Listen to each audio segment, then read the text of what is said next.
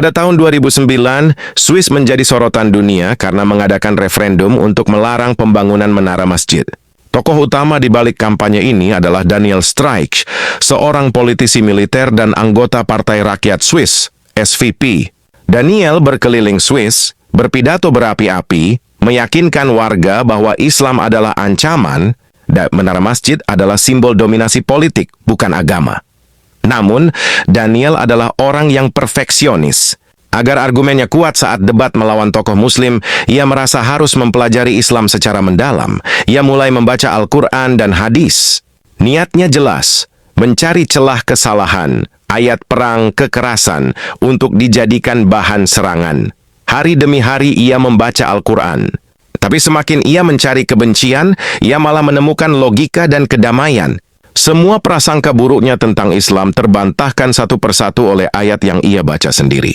Di tengah kampanye kebencian yang ia kobarkan sendiri, batinnya tersiksa. Akhirnya, Daniel Streich tidak kuat lagi melawan kebenaran.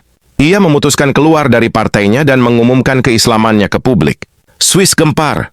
Orang yang memimpin gerakan anti-masjid kini menjadi seorang Muslim yang taat. Daniel berkata dengan penuh penyesalan, "Saya membaca Al-Quran untuk menjatuhkan Islam, tapi Al-Quran justru menjatuhkan kesombongan saya."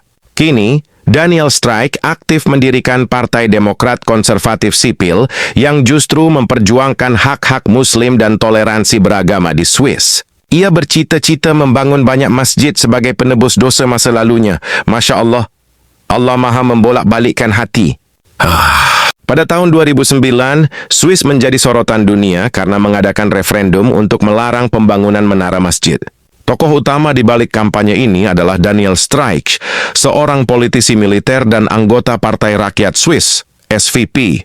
Daniel berkeliling Swiss, berpidato berapi-api, meyakinkan warga bahwa Islam adalah ancaman dan menara masjid adalah simbol dominasi politik, bukan agama.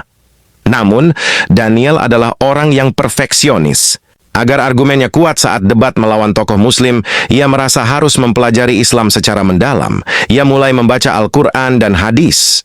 Niatnya jelas, mencari celah kesalahan, ayat perang, kekerasan, untuk dijadikan bahan serangan. Hari demi hari ia membaca Al-Quran. Tapi semakin ia mencari kebencian, ia malah menemukan logika dan kedamaian. Semua prasangka buruknya tentang Islam terbantahkan satu persatu oleh ayat yang ia baca sendiri. Di tengah kampanye kebencian yang ia kobarkan sendiri, batinnya tersiksa. Akhirnya, Daniel Streich tidak kuat lagi melawan kebenaran. Ia memutuskan keluar dari partainya dan mengumumkan keislamannya ke publik. Swiss gempar. Orang yang memimpin gerakan anti-masjid kini menjadi seorang Muslim yang taat. Daniel berkata dengan penuh penyesalan, "Saya membaca Al-Quran untuk menjatuhkan Islam, tapi Al-Quran justru menjatuhkan kesombongan saya."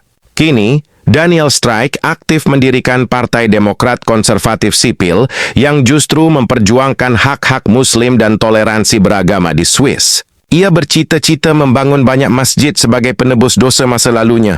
Masya Allah, Allah Maha membolak-balikkan hati.